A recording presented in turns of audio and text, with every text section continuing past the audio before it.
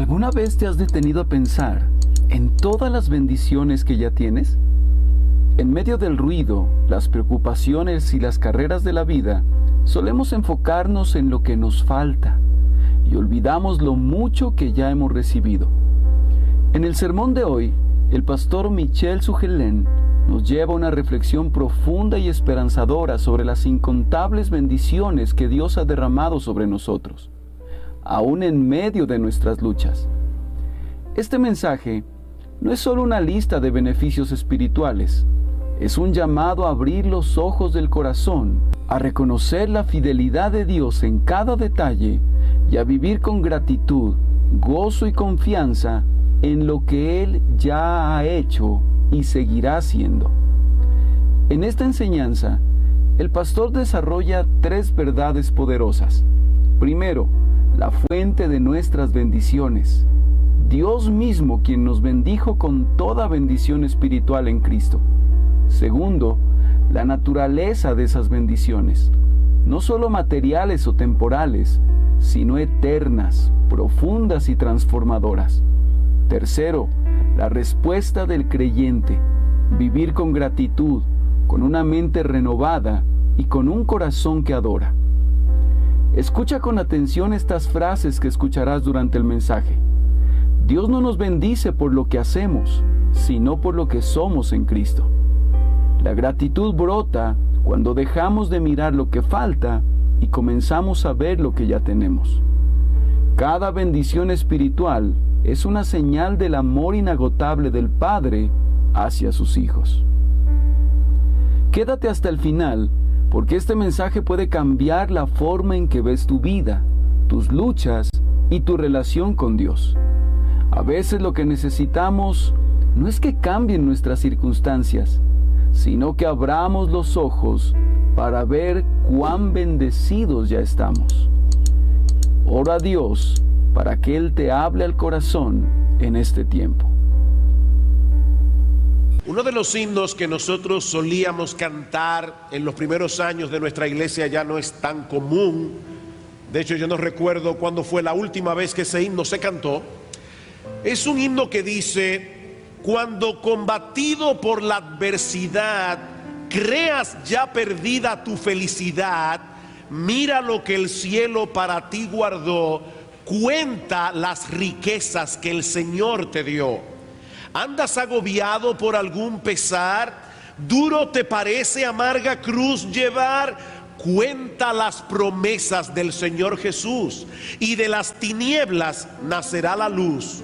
Cuando en otros veas la prosperidad y tus pies claudiquen tras de su maldad, cuenta las riquezas que tendrás por fe, donde el oro es polvo que hollará tu pie.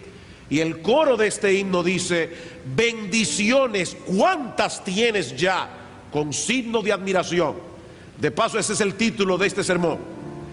Bendiciones, ¿cuántas tienes ya? Bendiciones, Dios te manda más. Bendiciones, te sorprenderás cuando veas lo que Dios por ti hará.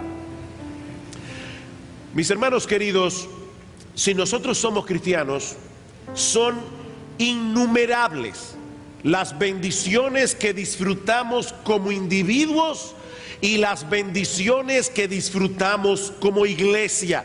Pablo dice en Efesios capítulo 1 versículo 3 que nosotros somos bendecidos, hemos sido bendecidos con toda bendición espiritual en los lugares celestiales en Cristo. Todo eso únicamente en virtud de nuestra unión con Él. Sin embargo, hermanos, no es verdad que muchas veces permitimos que los problemas y dificultades nos arropen de tal manera que terminamos perdiendo de vista los enormes privilegios que disfrutamos aquí y ahora, y los que vamos a disfrutar en la presencia de Dios por los siglos de los siglos. Bueno, en la mañana de hoy estaremos tocando incidentalmente este tema de las bendiciones de Dios al dar inicio a una nueva serie de mensajes en la primera carta de Pablo a los Corintios. Yo le decía a los hermanos, y aún los pastores que estaban aquí se rieron cuando yo lo dije, así que lo voy a repetir otra vez. No es mi intención hacer un estudio exhaustivo de cada versículo, cada detalle de la carta de Pablo a los Corintios, sino más bien exponer los grandes temas que incluye esta carta. Y estoy siguiendo de cerca un libro escrito por el pastor Mark Dever titulado 12 retos que enfrentan las iglesias. Los pastores se rieron porque yo dije en aquella ocasión, este miércoles, que no pensábamos dar una serie que pase de los 12 a 14 mensajes en toda la carta. Los que están aquí desde hace años recordarán que hace muchos años predicamos del Sermón del Monte, Mateo 5 al 7, y fueron 93 mensajes. Pero yo estoy diciendo, hermanos, que nosotros vamos a tratar de predicar toda la carta de Pablo a los Corintios en 12 a 14 mensajes. Así que comencemos con el capítulo 1, los versículos 1 al 9. Primera carta de Pablo a los Corintios, capítulo 1, los versículos 1 al 9. Por supuesto, estudiar la Biblia de esta manera tiene sus ventajas y sus desventajas. La desventaja obvia es que nosotros no vamos a poder detenernos en cada detalle de la carta. La ventaja obvia es que nosotros vamos a poder ver más claramente la secuencia de pensamiento del apóstol Pablo de principio a fin. Recuerden que estas cartas eran leídas completas en la iglesia cuando llegaban. Así que no es extraño que nosotros tratemos de exponerla en un número tan corto de mensajes. Primero a los Corintios capítulo 1, versículos 1 al 9. Pablo, llamado a ser apóstol de Jesucristo por la voluntad de Dios, y el hermano Sóstenes. Eso no quiere decir que la carta la escribieron los dos, porque Pablo habla todo el tiempo en singular. Simplemente está diciendo que Sóstenes era compañero de milicia de Pablo cuando él escribió esta carta.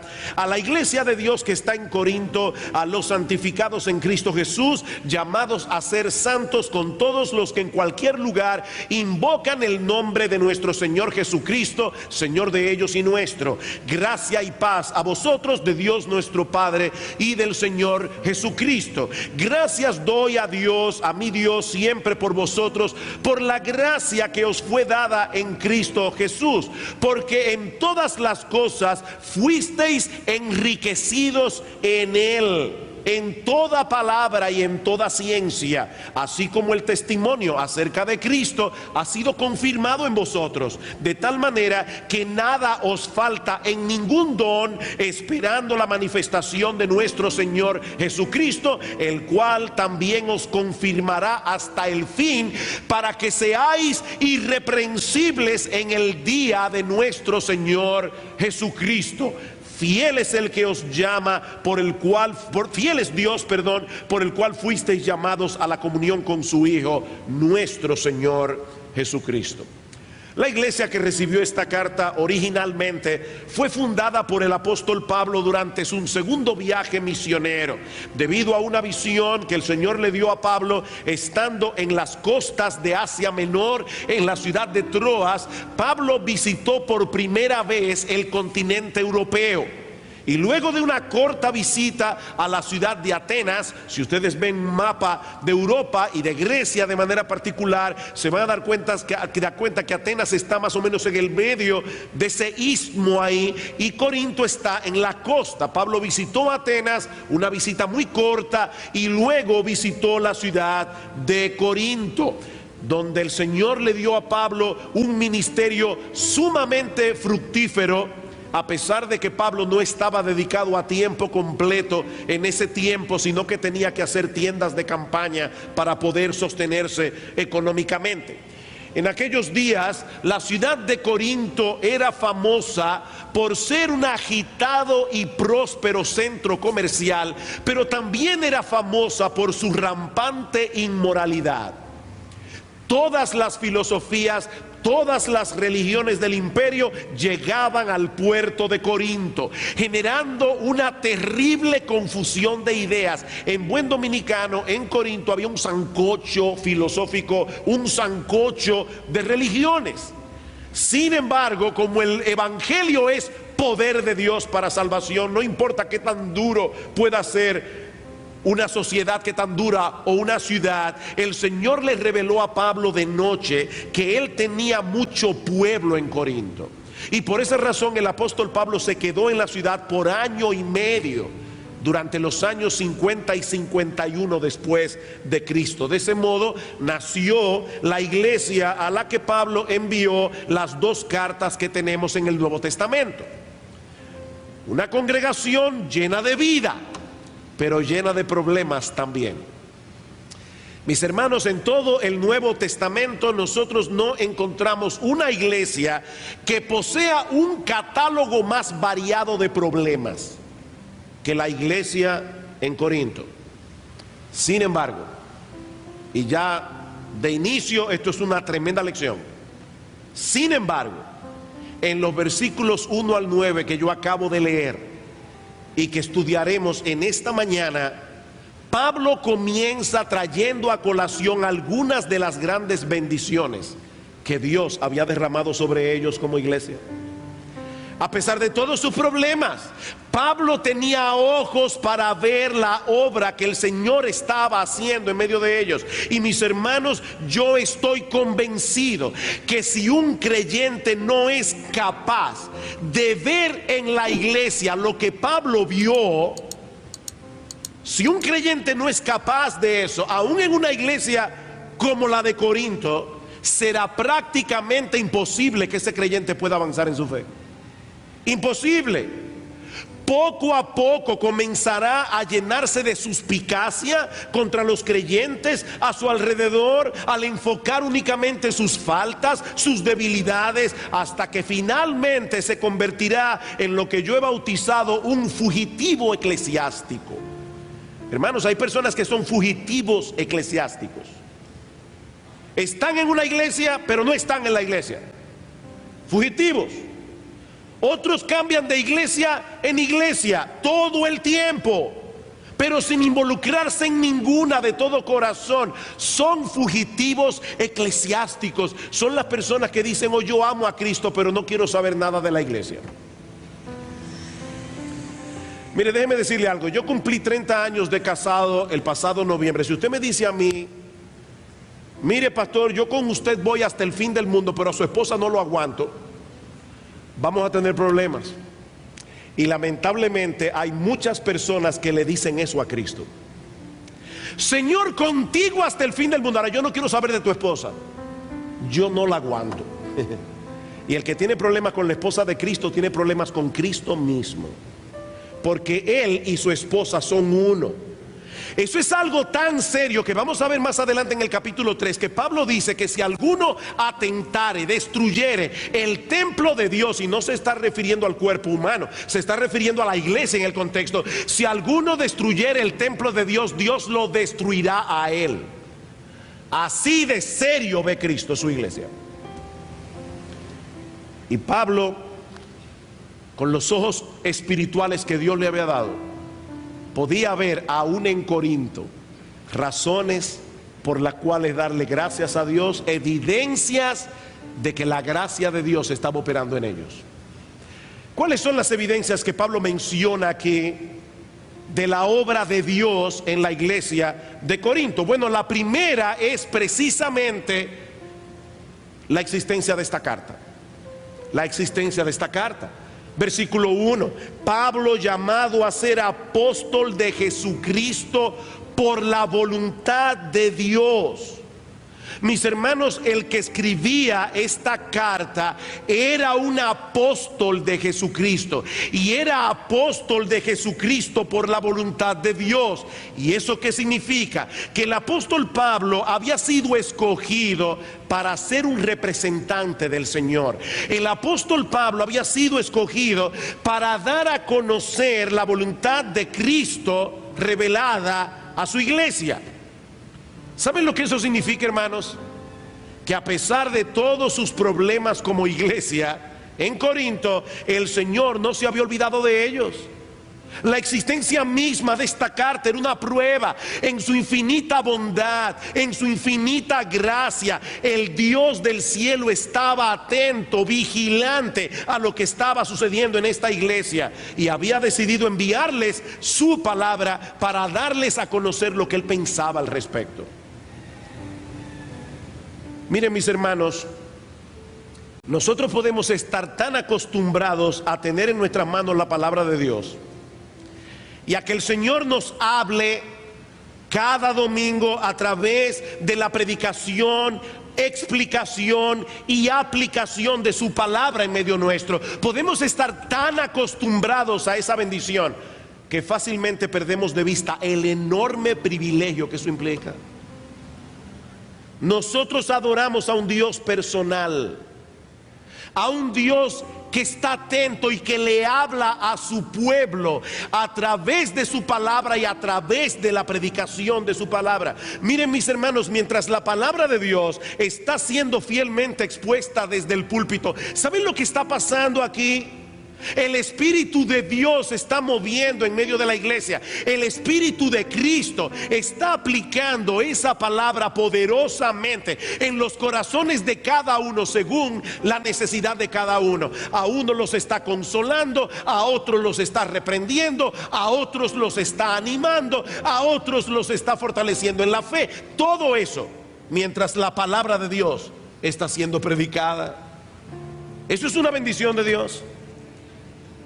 La segunda evidencia de la bendita gracia de Dios sobre ellos era su propia existencia como iglesia. Versículo 2: a la iglesia de Dios que está en Corinto.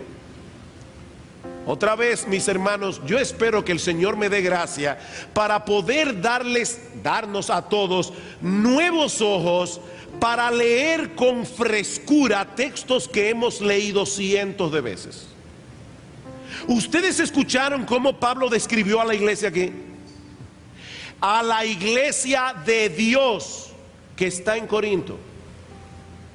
Pablo había sido el instrumento humano que Dios había usado para la fundación de esta iglesia. Pero, mis hermanos, el creador de esta iglesia no era Pablo. El creador de esta iglesia era Dios. Dios los había escogido desde antes de la fundación del mundo, y en su momento ese Dios comenzó a llamar hombres y mujeres al arrepentimiento, y providencialmente comenzó a congregarlos a todos en una iglesia local. Esta era la iglesia de Dios. Mis hermanos, piensen en esto por un momento. Dios es el originador y dueño absoluto de la iglesia.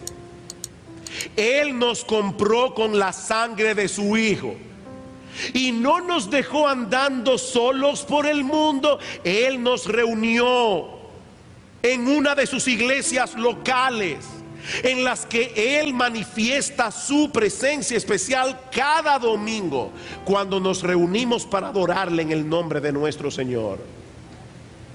Una de las cosas que vimos este miércoles, cuando estábamos dando gracias al Señor por los 34 años de existencia de esta iglesia local, fue la forma tan providencial como esta iglesia comenzó. La forma tan providencial como esta iglesia comenzó. Un pequeñito grupo de jóvenes, 12 lo más, todos con menos de 3 años de convertidos, todos teniendo entre 18 y 24 años de edad. Ese grupito de jóvenes tomó la decisión de comenzar a reunirse como iglesia en una casa de familia. En ese momento no teníamos una idea muy clara de todo lo que implicaba la decisión que estábamos tomando, pero, mis hermanos, ahora nosotros podemos mirar hacia atrás. Ahora podemos echar un vistazo a lo que ha sucedido en la historia de nuestra iglesia y podemos ver cómo Dios estaba conformando este cuerpo local de creyentes, cómo Dios nos estaba cuidando aún de nosotros mismos, de nuestra propia inmadurez, de nuestras muchas metidas de pata, para que hoy estemos aquí 34 años después. ¿Saben cómo se llama eso? Misericordia. Eso se llama bendición. Querido hermano, querida hermana, es un enorme privilegio ser parte de una de las iglesias locales del Señor. A pesar de todos los inconvenientes, a pesar de todas las dificultades que vienen incluidas en el paquete de la membresía. Hay algunas iglesias que tienen paquetes de nuevos miembros. O sea, cuando un miembro llega a la iglesia, se hace miembro, se le da un paquete con algunos CDs de mensajes claves de la iglesia, con la confesión de fe, con la constitución de la iglesia. Bueno, yo creo que deberíamos incluir en ese paquete una cosa que dice: vas a tener problemas. Vas a tener problemas. Porque la iglesia está compuesta por personas que no han sido glorificadas. Pero ¿sabes qué? Dios usa esos mismos problemas para hacerte cada vez más semejante a nuestro Señor y Salvador. En la iglesia de Corinto había muchos problemas. Pero Pablo quiere que sus miembros valoren el hecho de haber venido a formar parte de la iglesia de Dios. Pero no solo eso, Pablo les dice también en el versículo 2 que ellos habían sido santificados en Cristo Jesús. En otras palabras, ellos habían sido apartados por Dios por medio de Cristo y declarados perfectamente justos delante de Él. Eso es lo que significa ser cristianos. Estar unidos de tal manera a Cristo por medio de la fe, que por medio de su muerte todos nuestros pecados han sido perdonados en el tribunal de Dios, y su justicia perfecta es la que cuenta ahora para nuestra salvación. Nuestro estatus legal delante de Dios ha cambiado completamente en su presencia. Segunda a los Corintios 5:21, ya ustedes deben saberse ese texto de memoria. Al que no conoció pecado, por nosotros lo hizo pecado para que nosotros fuésemos hechos justicia de Dios en él. Mis hermanos, ya fuimos santificados. Pero Dios no solamente ha cambiado nuestro estatus legal delante de Él, sino que también está haciendo en nosotros una obra por medio de la cual Él está transformando nuestras vidas para que reflejemos cada vez más su carácter, para que nos parezcamos cada vez más a Él. Eso es a lo que los teólogos llaman santificación progresiva. Noten lo que dice el versículo 2: a la iglesia de Dios que está en Corinto, a los santificados en Cristo Jesús, llamados a ser santos. Llamados a ser santos. Ya fuimos santificados en Cristo, pero al mismo tiempo somos llamados a ser cada vez más santos en nuestra vida práctica. Vamos a comparar esto con el matrimonio. Hermano, ¿qué ocurre cuando un hombre y una mujer se unen en el vínculo sagrado del matrimonio? Bueno, lo que ocurre es que a partir de ese momento, ese hombre y esa mujer vienen a ser uno. Ya son uno. Ahora, en la práctica, ellos van a tener que crecer, ellos van a tener que progresar para que esa unidad sea cada vez más evidente entre ellos. Y para eso hay que trabajar en el matrimonio. La unidad que ya tienen posicionalmente debe crecer prácticamente. Y eso es lo que Pablo está diciendo aquí. Ya ustedes fueron santificados. Ya Dios los libertó de la esclavitud del pecado. Ya vuestro estatus legal ha cambiado delante de Él. Pero ahora tienen que vivir en la práctica siendo cada vez más santos, cada vez más parecidos a Dios. Pero todavía hay algo más, versículo 3. Gracia y paz a vosotros de Dios nuestro Padre y del Señor Jesucristo.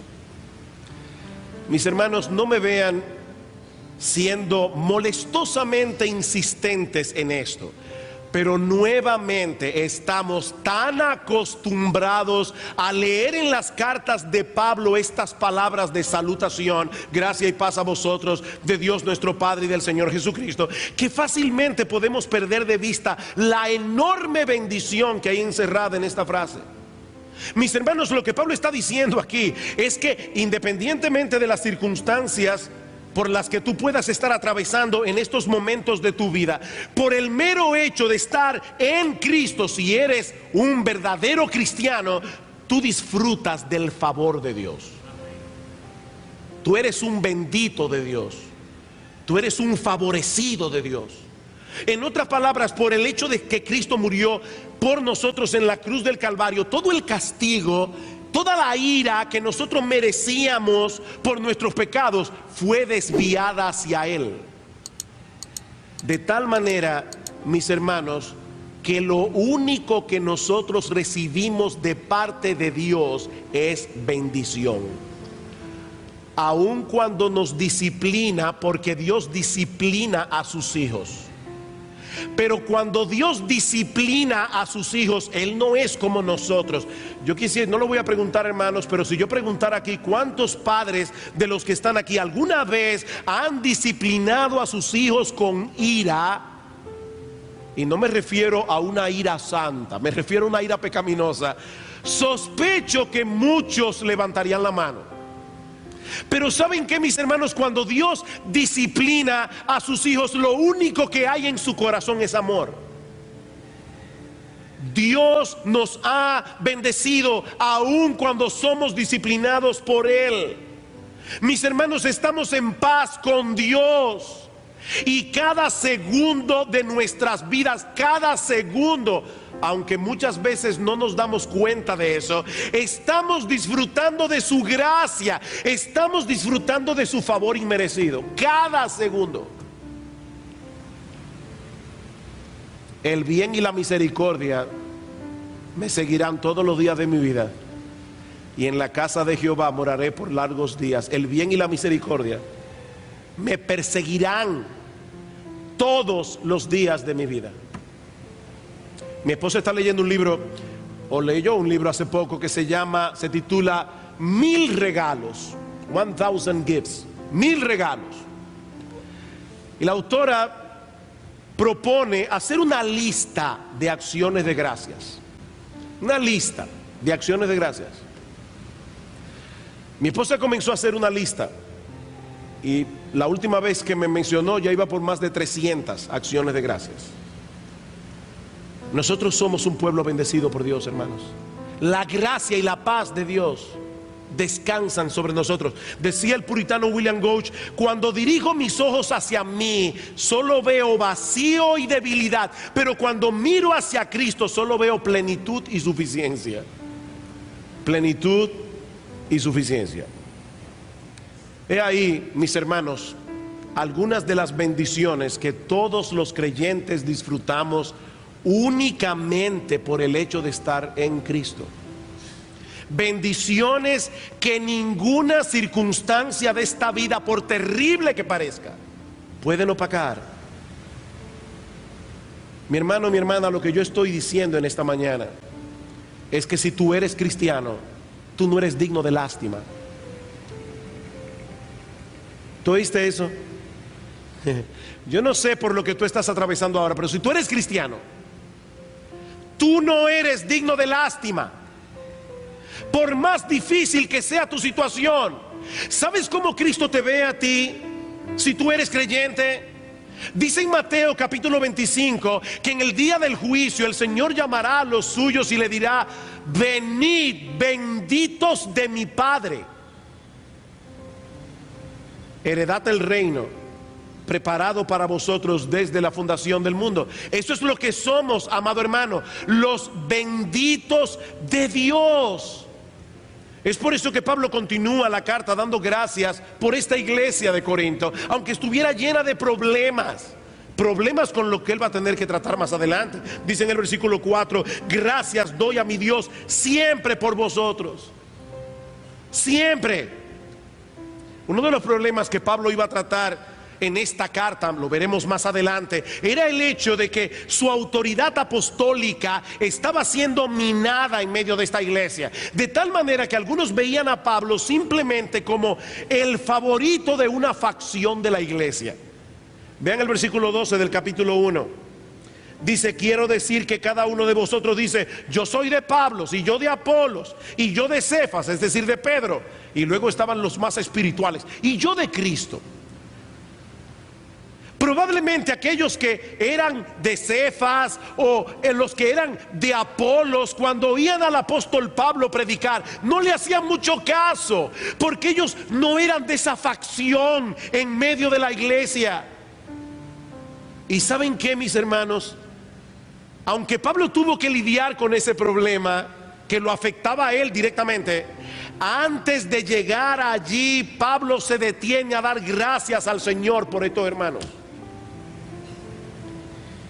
¿Y cuáles son los motivos de acción de gracias que Pablo veía en esta iglesia? Bueno, lo primero que Pablo resalta en el versículo 4 es lo que él acaba de mencionar en el 3. Ellos son recipientes de la gracia de Dios. Versículo 4: gracias doy a mi Dios siempre por vosotros, por la gracia de Dios que os fue dada en Cristo Jesús. Mi hermano, déjame hacerte una sugerencia. Mira a tu alrededor. Mira a tu alrededor e identifica a todos aquellos que están sentados al lado tuyo, personas de las cuales tienes razones para pensar que son cristianos, a pesar de sus debilidades, a pesar de esos rasgos de carácter que a ti no te agradan, a pesar de las veces que ese hermano o esa hermana ha sido un obstáculo en tu carrera. Mira a esos hermanos y a esas hermanas, porque cada uno de ellos es recipiente de la gracia de Dios. Cada uno de ellos.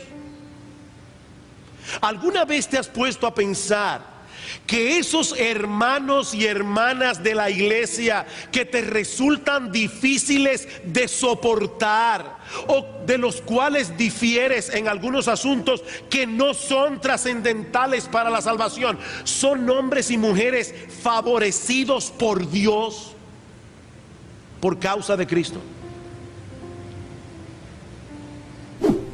Fue esa perspectiva de lo que implica ser un cristiano lo que le permitió a Pablo traer acciones de gracias por lo que Dios estaba haciendo en esa iglesia, en la iglesia a los Corintios. Y noten, mis hermanos, que no era una acción de gracias a regañadientes la que Pablo daba. Dice en el versículo 4: gracias doy a mi Dios siempre por vosotros. Siempre por vosotros. Déjame hacerte una pregunta. ¿Te encuentras a menudo dando gracias a Dios por los miembros de esta iglesia?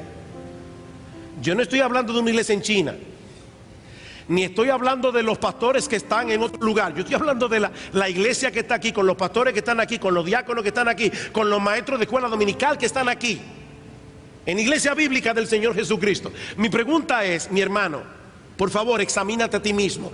¿Te encuentras a menudo dando gracias a Dios por los miembros de esta iglesia, o te resulta más fácil criticarlos y quejarte de ellos? Mi hermano, ¿qué es más fácil para ti?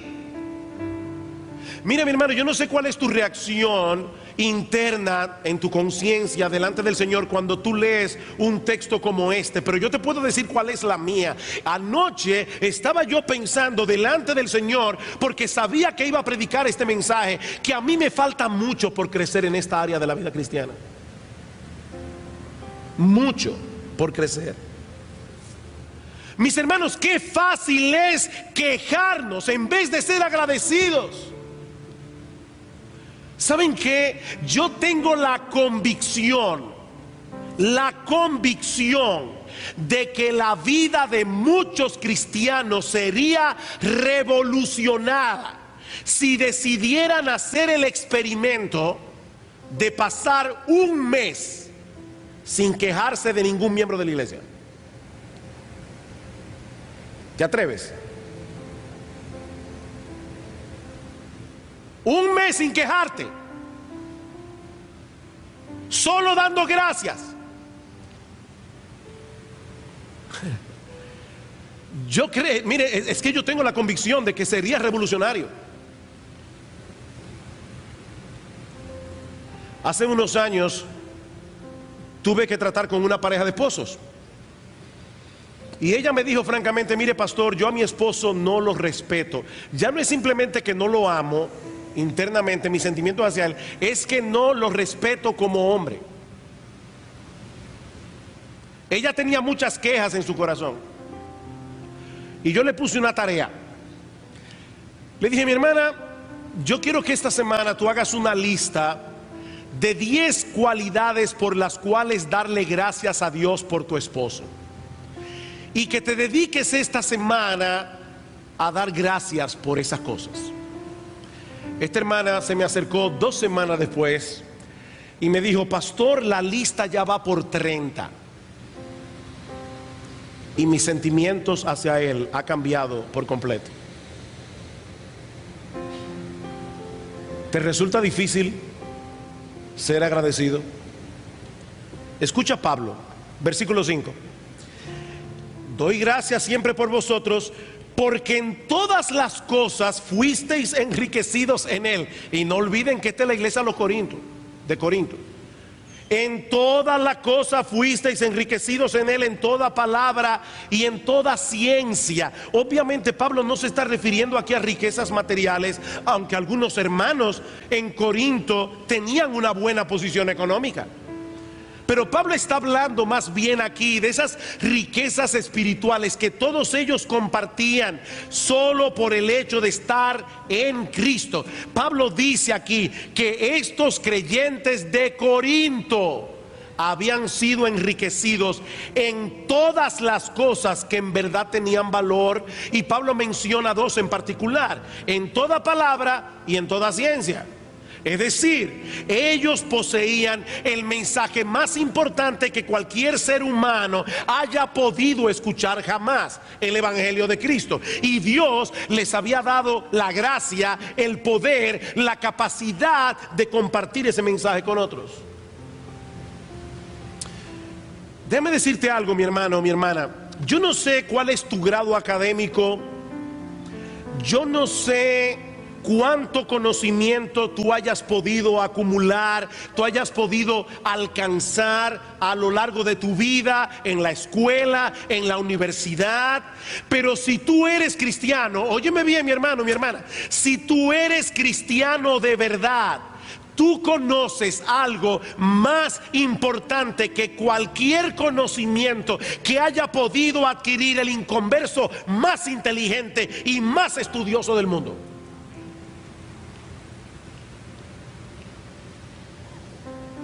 Dios te ha dado a conocer en el Evangelio cuál era tu condición delante de Él.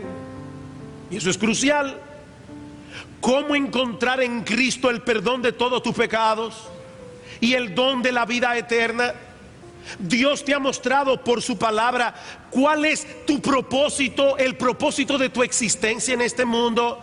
Dios te ha mostrado cómo se supone que tú debes vivir aquí y ahora. Dios te ha enseñado qué pasará contigo cuando tengas que partir de este mundo por la puerta de la muerte. Tú sabes todo eso solo por el hecho de ser cristiano. Mi hermano, ninguna persona, por inteligente y preparada que sea, que no posea un conocimiento verdadero sobre cada una de estas cosas, ninguna persona que no conozca esto tiene razón alguna para sentirse satisfecho con lo que ha podido conocer a lo largo de toda su vida. Porque cuando llegue la hora de la verdad y cuando se encuentre en una cama agonizando, ni sus libros ni sus títulos le servirán de nada. De nada. Versículo 6, todavía hay algo más. Dice Pablo: así como el testimonio acerca de Cristo ha sido confirmado en vosotros. Otro motivo de acción de gracias: Dios les había dado el privilegio de confirmar la veracidad del Evangelio a través de sus vidas transformadas. Yo sé que todos nosotros quisiéramos ser más maduros, más santos, Pero tal vez, mi hermano, tú te puedes identificar con esta frase. Alguien dijo algo como esto: aunque no soy ahora todo lo que quisiera ser, por la gracia de Dios no soy lo que yo era, y por la misma gracia no soy lo que seré. ¿Escuchaste esto? Aunque no soy ahora todo lo que quisiera ser, por la gracia de Dios no soy lo que yo era, y por esa misma gracia no soy lo que seré. Dios está obrando en los creyentes, poco a poco, pacientemente, conformándonos cada vez más a la imagen de su Hijo. Y esa transformación confirma el poder, la veracidad del Evangelio. Versículo 7: de tal manera que nada os falta en ningún don. Dios los ha transformado de tal manera que nada os falta en ningún don. Recuerda lo que dijo en el versículo 5: en todas las cosas fuisteis enriquecidos. Bueno, era de estos dones que Pablo estaba hablando. Estos creyentes en Corinto habían sido favorecidos por Dios con abundancia de dones espirituales, a través de los cuales ellos podían edificarse unos a otros. Sí, la iglesia de Corinto tenía muchos problemas que debían ser corregidos, pero Pablo les está diciendo: mis hermanos, en medio de ustedes está todo el potencial que necesitan para que ese cuerpo de creyentes pueda seguir creciendo en la fe. Y déjenme decirles algo: es precisamente por esto, por lo que la iglesia es, con los dones que Dios le ha dado, es precisamente por eso que el diablo quiere hacer todo lo posible para indisponer a los creyentes con su iglesia local. El diablo quiere hacer todo lo posible para aislarlos del resto de los miembros. ¿Saben por qué? Porque el diablo sabe que la santidad es un proyecto de comunidad, no individualista. ¿Qué dice Efesios capítulo 4 versículo 11? Y él mismo, Cristo, constituyó a unos apóstoles, a otros profetas, a otros evangelistas, a otros pastores y maestros, a fin de equipar a los santos, para que los santos hagan la obra del ministerio, para que, siguiendo la verdad en amor, crezcamos en todo en aquel que es la cabeza, esto es Cristo, de quien todo el cuerpo, bien concertado y unido entre sí por todas las coyunturas que se ayudan mutuamente, recibe su crecimiento a través de la actividad de cada miembro para ir edificándose en amor. Si te aíslas de la iglesia, no vas a crecer. Por otra parte, Pablo dice también en el versículo 7 que estos cristianos vivían por una esperanza que de ninguna manera será frustrada. Dice: de tal manera que nada os falta en ningún don, esperando la manifestación de nuestro Señor Jesucristo. Mira, mi hermano, independientemente de las frustraciones que tú hayas podido acumular a lo largo de toda tu vida, o las frustraciones que puedas estar experimentando en este mismo momento, hay algo que tú puedes esperar con toda certeza: nuestro Señor Jesucristo regresará en gloria. Nuestro Señor Jesucristo volverá por los suyos en la gloria del Padre y transformará el cuerpo de la humillación nuestra para que sea semejante al cuerpo de la gloria suya, como dice Pablo en Filipenses 3:21. Y si eso ya de por sí es suficiente como para saltar de nuestras sillas, ahora lean el resto, versículo 8: el cual también os confirmará hasta el fin, para que seáis irreprensibles en el día de nuestro Señor Jesucristo. Fiel es Dios, por el cual fuisteis llamados a la comunión con su Hijo, nuestro Señor Jesucristo. ¿Escuchaste eso? Si tú eres cristiano, Dios se ha comprometido consigo mismo a preservarte hasta el fin. En estos días, Salvador envió una cita edificante que me chocó por el título. El título de la cita era: Dios perdería más Fue un individuo que se acercó a una señora anciana que tenía muchos años sirviendo al Señor, y este individuo le dijo en su arrogancia: ¿y qué si al final de cuentas tu alma termina perdiéndose?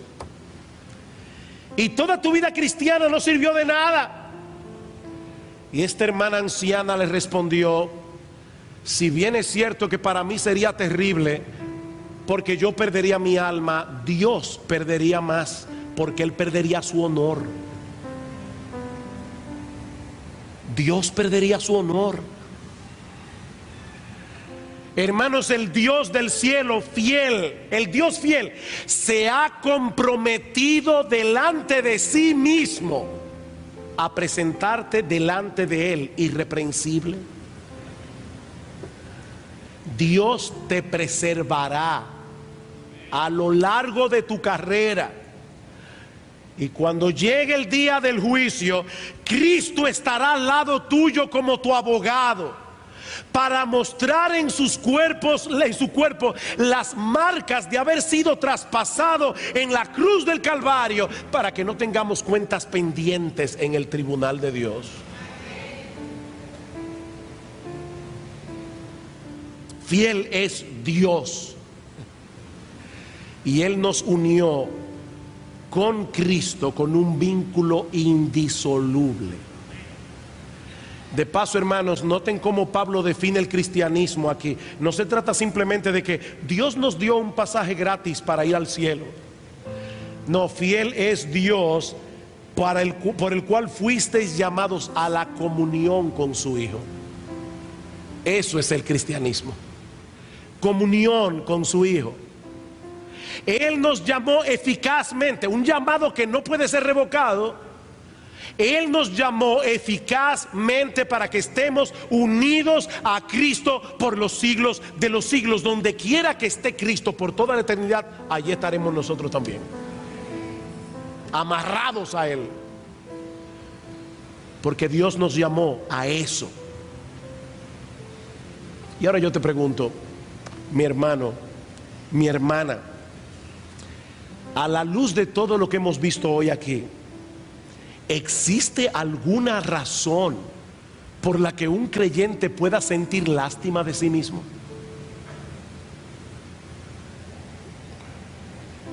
Mira, yo no sé cuáles son las circunstancias de tu vida en este momento, pero si tú eres cristiano, tú eres uno de los benditos de Dios. Venid benditos de mi Padre. Es el Dios del cielo, el todopoderoso, el inmutable, el santo, el justo, el omnisciente, el que te ha bendecido con toda bendición espiritual. Dios te ha bendecido, y no en virtud de lo que eres, no en virtud de lo que eres o de lo que puedas llegar a ser. No, es solo por Cristo, solo por Cristo. Mis hermanos, yo no sé si ustedes pudieron captar en este pasaje lo cristocéntrico del texto. Cristo es mencionado en este pasaje en cada versículo. En cada versículo es Cristo, es Cristo, es Cristo, es Cristo, solo Cristo. A veces nosotros estamos hablando de ciertas cosas que nos han pasado en nuestras vidas, o de personas que nosotros hemos conocido, y decimos: wow, eso fue inolvidable, inolvidable. Bueno, hermano, he aquí algunas cosas que deberían ser inolvidables. He aquí algunas cosas que nunca deberías olvidar. Dios te ha bendecido en Cristo, y eso, mi hermano, es algo que ninguna aflicción, por dura que sea, puede borrar. No olvides eso, mi hermano, mi hermana, porque si lo haces, te colocarás en una posición muy vulnerable frente al enemigo de tu alma. La apostasía comienza con la ingratitud. ¿Oíste eso, mi hermano? La apostasía, el alejarte de Dios, comienza con la ingratitud. La ingratitud es el alma más poderosa que usa el diablo para llevarnos al fango otra vez. Pero tampoco olvides que todas esas bendiciones que son tuyas solo por la pura gracia de Dios, también son compartidas con todos aquellos que por esa misma gracia pertenecen a la iglesia de Cristo, lo mismo que tú. Somos bendecidos. Somos bendecidos. La próxima vez, mi amado hermano, que te sientas tentado o tentada a quejarte pecaminosamente de tus hermanos en Cristo, no olvides quiénes son: recipientes del favor de Dios. Recipientes del favor de Dios. Oh, que Dios nos dé ojos para ver a nuestros hermanos como Dios los ve. Entonces, y solo entonces, vamos a poder dar gracias a Dios como Pablo por cada miembro de la familia de la fe, con quienes estaremos en la presencia del Señor por los siglos de los siglos.